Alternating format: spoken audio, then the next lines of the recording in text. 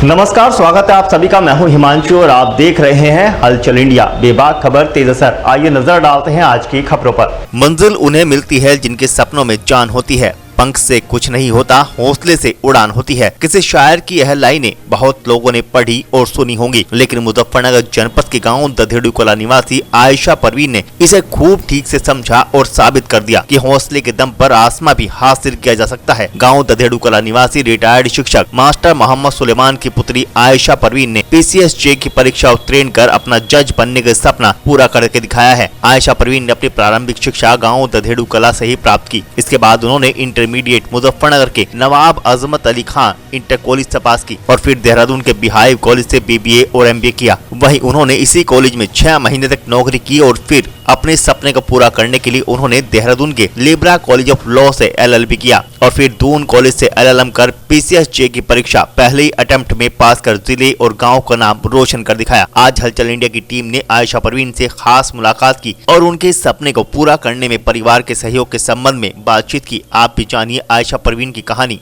उन्हीं की ज़बानी। मुजफ्फरनगर के दधेड़ू गांव में इस वक्त मौजूद है हम। यहाँ पर रिटायर्ड शिक्षक हैं मोहम्मद मास्टर सुलेमान। इनकी पुत्री आयशा परवीन ने PCSJ की परीक्षा उत्तीर्ण कर जज बनने का सपना अपना पूरा किया है। इनसे बात करेंगे और जानेंगे कि किस तरह इनकी शिक्षा संपन्न हुई और क्या क्या इनके सपने आगे थे। आयशा जी, बहुत बहुत स्वागत है आपका। जानना चाहेंगे जिस तरह से आपने PCSJ की परीक्षा संपन्न की है, उत्तीर्ण किया है, क्या क्या कठिनाइयां आई आपके सामने और किस तरह आपने इस परीक्षा को संपन्न किया? बहुत बहुत शुक्रिया पहले तो आपका। और PCSJ में जो आपने परीक्षा संपन्न की है, कैसे पढ़ाई इसकी की है? और नहीं, मैंने ऐसे कुछ कठिनाई मैंने सामना नहीं किया। बस मेरी फैमिली ने मुझे बहुत सपोर्ट किया और मैं इस मुकाम पे पहुंची। आज मुझे बहुत गर्व है। शुरुआती जो आपकी शिक्षा थी वो कहाँ पर रही? मैंने गांव से ही 10th किया। पहले 12th मैंने मुजफ्फरनगर से किया और उसके बाद फिर मैंने ग्रेजुएशन किया और मास्टर्स किया, वो देहरादून से किया। तो देहरादून में आपने जो परीक्षा ग्रेजुएशन के समय पे की थी, कौन सी आपने परीक्षा दी थी? कौन सा कोर्स आपने किया था? मैंने BBA किया था प्लस MBA जी। उसके बाद आपने कहाँ तक? फिर मैंने 2019 में LLB करने का चुना कि मैं LLB करूं और उसके बाद फिर मैंने LLM में एडमिशन्स लिया। और मेरा पहले से सपना था कि मैं जुडिशरी करूंगी। फिर मैंने जुडिशरी का एग्जाम, वैकेंसी आई और फिर मेरा फर्स्ट अटेम्प्ट में ही क्लियर हो गया। तो इसका श्रेय किसे देना चाहेंगे आप? अपनी पूरी फैमिली को। अच्छा, जिस तरह से आपने इस वक्त ये पहला अटेम्प्ट में पास किया है, अन्य जो छात्र हैं गांव के जो ग्रामीण क्षेत्र से संपर्क रखते हैं, जो यहाँ पे रहने वाले हैं, किस तरह की शिक्षा उन्हें किस तरह से अपनी लगन मेहनत के साथ पढ़ना चाहिए?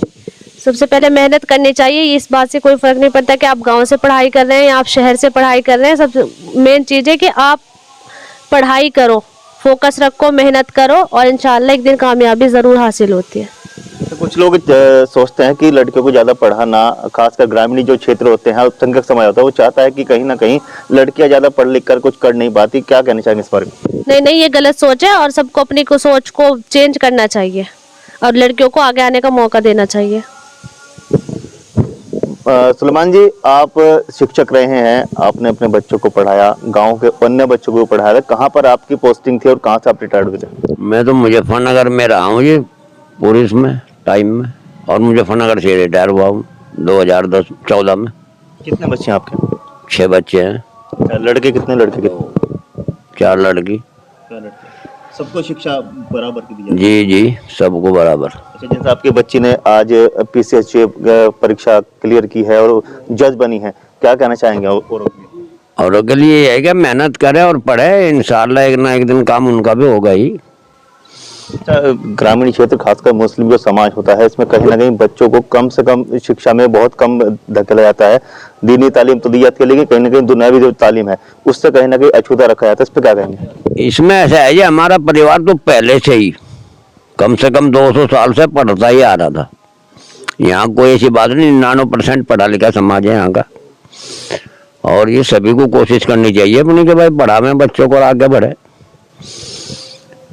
इससे तो देश को फायदा होगा हमारे।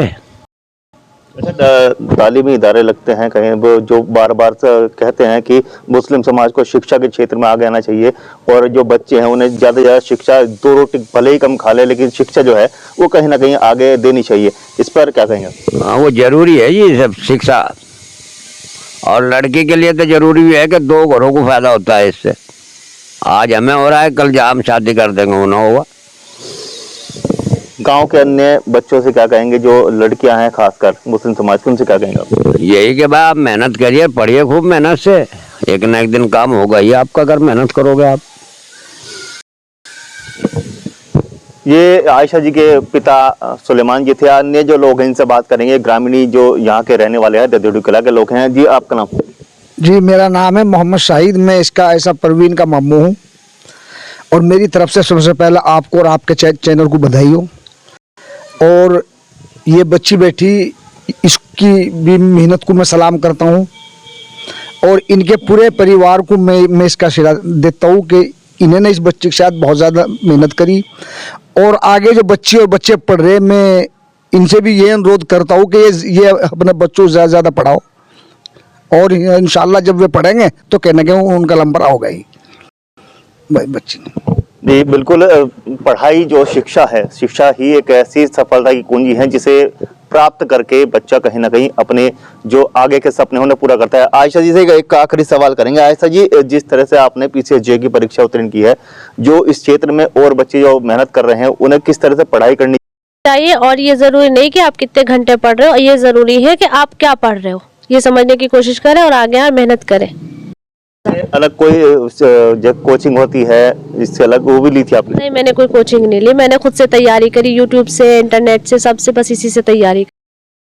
ये थे हमारे साथ आयशा परवीन जी, जिन्होंने अपने पीसीएस के सपने को पूरा किया है और अपनी जो आने वाले जो सपने हैं उन्हें पूरा करने वाली हैं। और अब अन्य बच्चों के लिए इन्होंने एक संदेश दिया है कि कहीं ना कहीं शिक्षा जो है वो महत्वपूर्ण है और सेल्फ स्टडी करके भी बच्चे अपने जो सपने हैं उन्हें साकार कर सकते हैं। हलचल इंडिया के लिए गोपी सैनी, जावेद आलम के साथ हिमांशु पाल। क्या कहेंगे इसके बारे में?